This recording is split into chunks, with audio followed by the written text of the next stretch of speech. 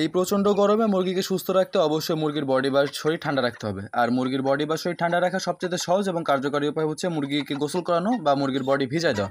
আপনি যদি আপনার মুরগির বডি ভিজায় দিতে পারেন তাহলে কিন্তু আপনার মুরগির বডির ভিতরে যে গরমটা থাকবে ওই গরমটা আস্তে আস্তে বের হয়ে যাবে, মুরগির বডি ঠান্ডা হয়ে যাবে। এর ফলে আপনার মুরগির যে হিট স্ট্রোক করার চান্সটা আছে ওটা একদমই কমে যাবে ইনশাআল্লাহ। আরেকটা ভাই কমেন্ট করে বলছিল যে ব্রয়লার মুরগি ডানা ধরে উঁচু করলে নাকি ব্রয়লার মুরগি স্ট্রোক করার চান্স থাকে। আসলে এই জিনিসটা নিয়ে আমি অবগত নই, এই জন্য আমি কিছু বলতে পারছি না। আপনারা যদি কেউ জেনে থাকেন অবশ্যই আমাকে কমেন্ট করে জানাবেন। আর সত্যি বলতে আমি ব্রয়লার মুরগি ডানা ধরে উঁচু করতে চাই না, কারণ যেহেতু এদের বডি ওয়েটটা একটু বেশি থাকে। ডানা ধরে উঁচু করলে কিন্তু অনেক সময় ঝাঁকা ঝাঁকা দিলে ডানাটা ভেঙে যাওয়ার চান্স থাকে। আপনাদের দেখানোর সুবিধার্থে কিন্তু আমি এক হাত দিয়ে ডানাটা ধরে উঁচু করি, কারণ আমার এক হাতে যেহেতু ক্যামেরা থাকে আর এক হাত দিয়ে মুরগিটা সামলানো একটু বেশি কষ্টকর হয়ে যায়। তো আমরা মূল ভিডিওতে ফিরে আসি। আপনারা যখন মুরগিকে ভিজাবেন তখন কিন্তু একটা জিনিস খেয়াল রাখবেন যে মুরগিকে একদমই ঠান্ডা পানির ভিতরে চুবাই ধরবেন না।